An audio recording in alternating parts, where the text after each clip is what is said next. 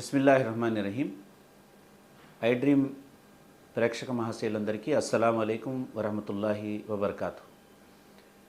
పవిత్ర రంజాన్ మాసాన్ని పురస్కరించుకుని మనం రంజాన్ మాసంలో ఉపవాసాల ప్రాధాన్యత, అలాగే రంజాన్ ఇచ్చేటువంటి సందేశం గురించి తెలుసుకుంటున్నాము. ముఖ్యంగా ఇస్లామీయ ఆరాధనల యొక్క ముఖ్య ఉద్దేశం ఏమిటి, అలాగే ఇస్లామీయ ఆరాధనలు మనిషిలో ఎలాంటి పరివర్తన తీసుకురావాలనుకుంటున్నాయి, అలాగే మనిషి ఏ విధమైనటువంటి పనులు చేయడం వల్ల దైవ ప్రసన్నతను పొందుతాడు, దైవం అతనిపై అనుగ్రహిస్తాడనేటువంటి విషయాలు కూడా మనం తెలుసుకోవాలి. ముఖ్యంగా చాలామంది భక్తి వేరు ఆచరణ వేరు అని అనుకుంటూ ఉంటారు. అలాగే విశ్వాసం వేరు ఆచరణ వేరు అని కూడా అనుకుంటూ ఉంటారు. కాబట్టి వ్యక్తిగత జీవితంలో ఇష్టానుసారంగా ప్రవర్తిస్తూ ఏదో యాంత్రికంగా ఆరాధనలు చేసుకుంటూ జీవితం గడిపేస్తూ ఉంటారు, సంతృప్తి చెందుతూ ఉంటారు. వాస్తవానికి ఇస్లామీయ బోధనలు ఏమంటున్నాయంటే, వ్యక్తి మంచి వ్యక్తిత్వం కలవాడిగా మారనంత వరకు, వ్యక్తిలో పరివర్తన రానంత వరకు ఆ వ్యక్తి ఎన్ని ఆరాధనలు చేసినా అవి స్వీకరించబడవు అని చాలా స్పష్టంగా ఇస్లాం చెప్తోంది. ఉదాహరణకి, ఒక వ్యక్తి తల్లిదండ్రులను హింసిస్తున్నాడు, తల్లిదండ్రుల పట్ల అవిధేయత కలిగి ఉన్నాడు, కానీ అతను 5 పూటల నమాజ్ ఆచరిస్తున్నాడు, ఉపవాసాలు కూడా పాటిస్తున్నాడు, మక్కా యాత్ర కూడా చేసి వచ్చాడు.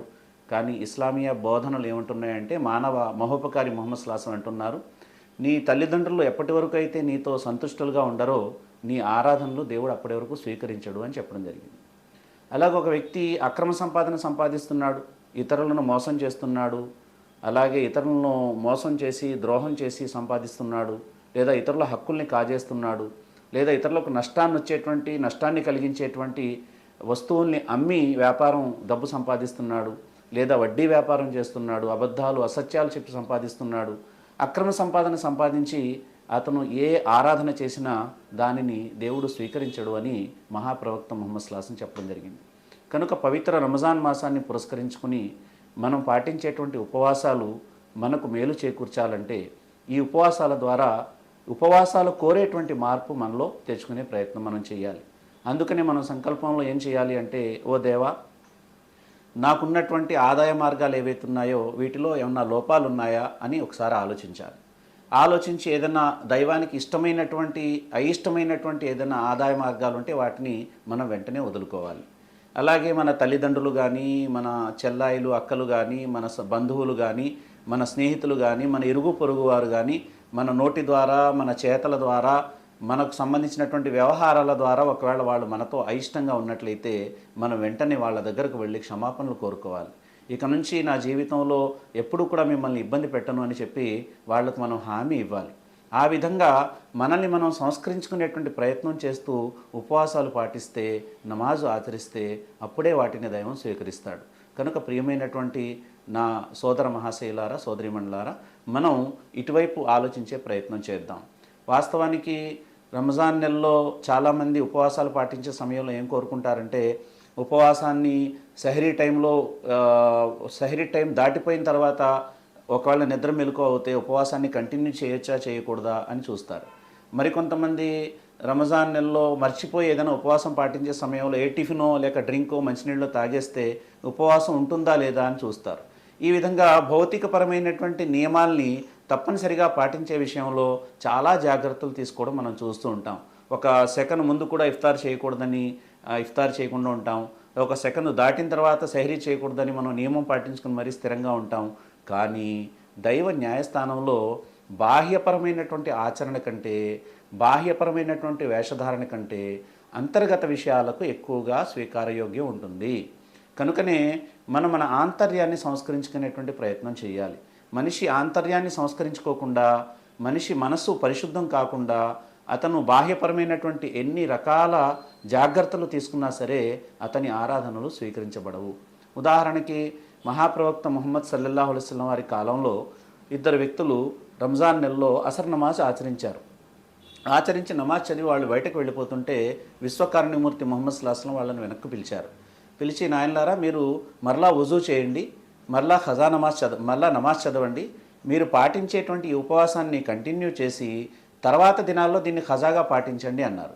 వాళ్ళు ఆశ్చర్యపోయారు. ఇప్పుడే నమాజ్ చదివాం, వజూ కూడా చేశాం, ఉపవాసాలు కూడా పాటిస్తున్నాం కదా, ఎందుకు ప్రవక్త ఈ విధంగా చెప్పారని వాళ్ళు ఆశ్చర్యపోయినప్పుడు విశ్వకారుణ్యమూర్తి ముహమ్మద్ సల్లాల్లాహు అలైహి వసల్లం ఏమన్నారంటే, మీరు ఇద్దరున్నారు, కానీ మీ ఇద్దరు కూడా మీ దగ్గర లేని వ్యక్తి గురించి మీరు మాట్లాడుకున్నారు. అంటే పరోక్షంగా మరో వ్యక్తి గురించి మీరు మాట్లాడుకున్నారు. పరోక్ష నింద పాపం అవుతుంది. మరి ఆ పాపం వల్ల మీ ఉపవాసం భంగం అయిపోయింది అనే విషయాన్ని ప్రవక్త ముహమ్మద్ సల్లాల్లాహు అలైహి వసల్లం ప్రస్తావించారు.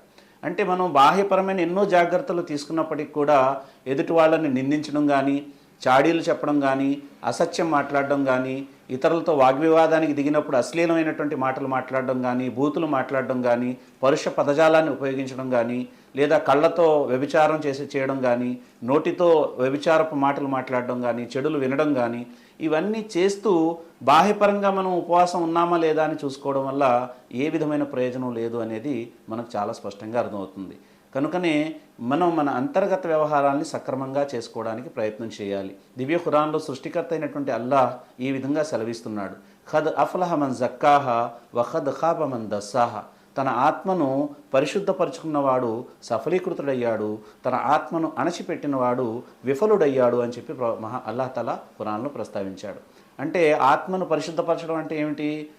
ఇతరుల పట్ల ద్వేషం లేకుండా, అలాగే ఏ విధమైనటువంటి కల్మషం లేకుండా, ఇతరుల పట్ల ప్రేమ అభిమానాలు కలిగి ఉంటూ, అలాగే అందరి పట్ల కూడా సదాలోచన కలిగి ఉంటూ, తన పట్ల తాను కూడా సదాలోచన కలిగి ఉంటూ, ప్రజల పట్ల అందరి పట్ల సానుభూతి, ప్రేమ, దయ, జాలి, క్షమాగుణం లాంటి సుగుణాలను కలిగి ఉంటూ నిష్కల్మషమైనటువంటి మనస్సుతో దైవాన్ని తెలుసుకోవడం అనేటువంటిది, దైవాన్ని ఆరాధించడం అనేటువంటిది దైవానికి ఎంతో ఇష్టమైనటువంటి ఆచరణ.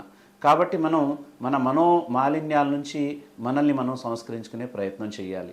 మహాప్రవక్త ముహమ్మద్ సల్లాల్లాహు అలైహి వసల్లం అన్నారు, పరోక్ష నిందకు సంబంధించి ఏమన్నారు? పరోక్ష నింద వ్యభిచారం కంటే చాలా చెడ్డది అన్నారు. ప్రవక్త సల్లాల్లాహు అలైహి వసల్లం వారిని సహచరులు అడిగారు, ఆ వ్యక్తిలో చెడు ఉంది, అదే చెడు గురించి మేము మాట్లాడుకుంటే అది ఎలా తప్పు అవుతుంది అని అడిగితే ప్రవక్త సల్లాల్లాహు అలైహి వసల్లం అన్నారు, మీరు ఆ వ్యక్తిలో ఉన్నటువంటి చెడుని మీరు పక్కన మాట్లాడుకోవడం వల్లే అది పరోక్ష నింద అయింది. ఆ వ్యక్తిలో ఆ చెడే లేకపోతే మీరు దాని గురించి మాట్లాడుకుంటే అది అపనింద అవుతుంది అన్నారు మహాప్రవక్త ముహమ్మద్ సల్లాల్లాహు అలైహి వసల్లం. రెండవది, ఎవరిలో అయితే మీరు లోపం చూస్తారో ఆ వ్యక్తితో పక్కన పిలిచి మీరు మాట్లాడి ఆ లోపాన్ని సంస్కరించే ప్రయత్నమే చేయాలి తప్ప ఆ వ్యక్తి గౌరవ ప్రతిష్టల్ని భంగపరిచే విధంగా, ఆ వ్యక్తి యొక్క ఈగో హర్ట్ అయ్యే విధంగా మనం మరో చోట మాట్లాడడాన్ని ప్రవక్త ముహమ్మద్ సల్లాల్లాహు అలైహి వసల్లం వారు చాలా తీవ్రంగా నిషేధించారు. వ్యభిచారం కంటే పెద్ద నేరం అని ఎందుకన్నారు అంటే, వ్యభిచారం చేసినటువంటి స్త్రీ కానీ పురుషుడు కానీ వాళ్ళు దైవాన్ని క్షమాపణ కోరుకుంటే దేవుడు క్షమించవచ్చేమో, కానీ మనం ఎవరి మీదైతే నింద వేశామో, ఎవరినైతే పరోక్షంగా నిందించామో ఆ వ్యక్తి మనల్ని క్షమించినంత వరకు దేవుడు కూడా క్షమించడు అని మహాప్రవక్త ముహమ్మద్ సల్లాల్లాహు అలైహి వసల్లం ప్రస్తావించారు. దివ్య ఖురాన్లో అయితే ఒక శ్రేష్ఠ సామూహిక వ్యవస్థ ఎలా స్థాపితం అవుతుంది అంటే ఖురాన్లో చాలా చక్కగా ప్రస్తావించబడింది. మీరు గనక మీ సోదరుడు అంటే చనిపోయినటువంటి మీ సోదరుని యొక్క మాంసాన్ని మీరు తినడానికి ఇష్టపడతారా అంటే మృత సోదరుని మాంసం తినడంతో సమానం పరోక్షంగా నిందించడం అనే విషయాన్ని చెప్పడం జరిగింది. అలాగే ఇతరుల్ని ఎగతాళి చేయడం కానీ, లేక ఇతరులకు పేర్లు పెట్టడం కానీ, అంటే మనం చాలామంది పేర్లు పెడుతుంటారు, పొట్టివాడు పొడగువాడని, అలా అని, నల్లవాడు తెల్లవాడని, ఇలా రకరకాల పేర్లు పెడుతుంటారు. అలా పేర్లు పెట్టడం కానీ, ఎగతాళి చేయడం కానీ, లేక ఇతరుల జీవితాల్లో తొంగి చూడడం కానీ, లేక అనుమానం కలిగి ఉండడం కానీ, కొన్ని అనుమానాలు పాపాలు అవుతాయనే విషయాన్ని కూడా ఖురాన్ చెప్తోంది. అలాగే ఎదుటి వ్యక్తి యొక్క అంతర్గత జీవితంలో తొంగి చూసి వాటిని ప్రచారం చేసే ప్రయత్నం చేయడం కానీ, అదేవిధంగా మనం చాడీలు చెప్పడం కానీ, ఇవన్నీ కూడా నోటి ద్వారా వచ్చేటువంటి చెడులుగా ప్రస్తావిస్తూ వీటికి కూడా ఉపవాసం ఉంటుంది, వీటిని కూడా తప్పనిసరిగా నిషేధించుకోవాలి అనే విషయాన్ని ఖురాన్ చాలా స్పష్టంగా ప్రస్తావిస్తోంది. అందుకనే మహాప్రవక్త ముహమ్మద్ సల్లాల్లాహు అలైహి వసల్లం ఏమన్నారంటే, ఉపవాసం ఢాలు వంటిది అన్నారు. ఢాలు ఏ విధంగా అయితే శత్రువు యొక్క కత్తివేటుకి మనం రక్షించుకోవడానికి ఢాలును మనం ఉపయోగిస్తామో, అదేవిధంగా ఉపవాసం కూడా చెడుల నుంచి రక్షించుకోవడానికి మీకు అది రక్షణ కవచంగా ఉంటుంది. కాబట్టి ఉపవాసం పాటించే వాళ్ళు ఎవరితో వాగ్వివాదానికి దిగకూడదు. ఒకవేళ ఎలాంటి పరిస్థితి వస్తే నేను ఉపవాసం పాటిస్తున్నాను అని చెప్పి తాను అక్కడి నుంచి దూరం అవ్వాలి అనేటువంటి విషయాన్ని ప్రస్తావించడం జరిగింది. కనుక ఈ ఉపవాసాలు మనలో మానసిక పరివర్తన తీసుకురావాలి, మన మనసును స్వచ్ఛమైన మనసుగా మార్చాలి. ఇదే ఉపవాసాల యొక్క ప్రధాన ఉద్దేశం. దీన్ని మనం పొందే ప్రయత్నం చేద్దాం. సృష్టికర్త అయినటువంటి అల్లాహ్ మంచి మనసుతో చక్కటి ఆచరణతో ఆయనను చేరుకునే భాగ్యం మనందరికీ ప్రసాదించుగాక. వస్సలాం.